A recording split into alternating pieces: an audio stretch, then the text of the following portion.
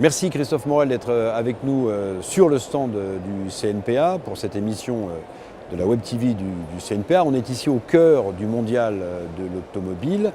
Je vous ai vu tout à l'heure dans les allées, un œil expert évidemment, vous êtes le président des concessionnaires du CNPA. Alors en tant que conducteur, il y a une question qui me brûle les lèvres et ça tombe bien que vous soyez là, Christophe Morel, c'est pour moi la définition d'un véhicule neuf. Si j'achète une voiture, à partir de quel moment elle n'est plus neuve et à partir de quel moment elle est d'occasion? C'est toute la question que nous posons au CNPA, la branche des concessionnaires véhicules particuliers.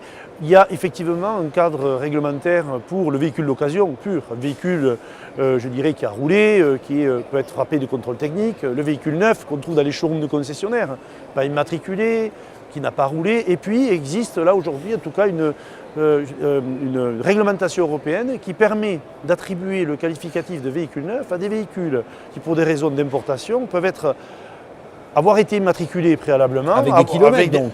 Pas forcément, hein, non, pas forcément, juste pour un objectif d'importation par exemple, mais qui est immatriculé depuis des mois au nom d'un premier propriétaire.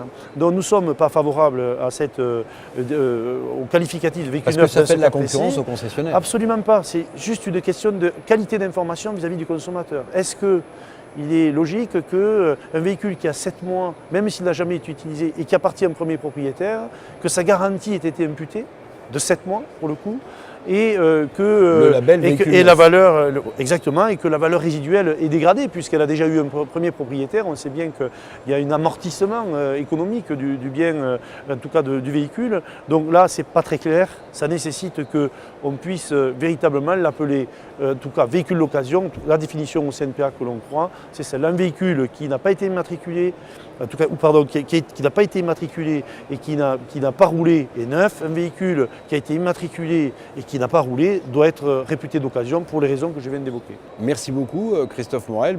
Vous le disiez en commençant, je n'ai pas tout vu au mondial de l'automobile. Je vous laisse pour découvrir l'ensemble des choses à voir ici. Merci beaucoup. Merci Eric Revel.